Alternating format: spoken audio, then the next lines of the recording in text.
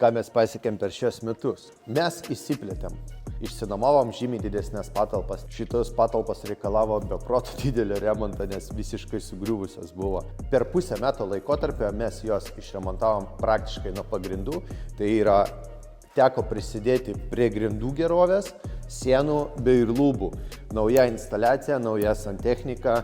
Kaip mes rinkomės šildymą, galvojom apie oras katilinės, apie malkinį kietųjų kūrų katilinę ir tačiau toli nepabėgom. Pasistatėm dizelinį šildymo katilą, kurio pagalba šildom vandenį, pačios patalpas apšildom su vandens koloriferiais. Tai stovi vienas čia, kitas čia. Patalpose išbetonavom grindis, norėjom grindis padengti serviso skirtomis plytelėmis, kad mums priduotų dar labiau estetikos ir grožio mūsų patalpose, bet mūsų finansinė padėtis neleido investuoti 10 gabalų į grindis. Buvo priimtas sprendimas imtis tiesiog dažymo priemonių. Įsigijome eboksidinių dažų, pasiskaičiavome kvadratus ir nusidažėm grindis.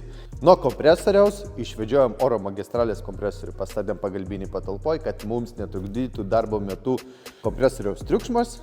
Ir tokiu būdu turime orą, planuojama dar 2 poliravimo vietas, kurias mes įrenginėsime vasaros metu.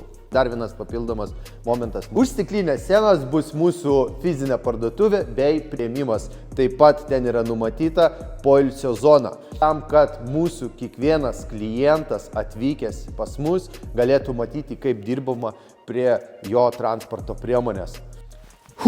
Šie metai tikrai nebuvo lengvi, bet tai verta. Tai mes turime didelę detailingo studiją, kurioje galime aptarnauti kiekvieną savo klientą, bei kurioje vykdome mokymus. Stiklo poliravimo mokymai, kėbulo poliravimo mokymai, detalus salono valymo mokymai. Galite pas mus kreiptis ir gauti sertifikuotą kursų programą bei praktinius mokymus.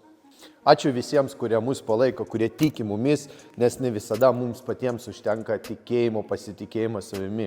Laukime jūsų naujuose 25 metuose, o mes keliaujam jau tenai link.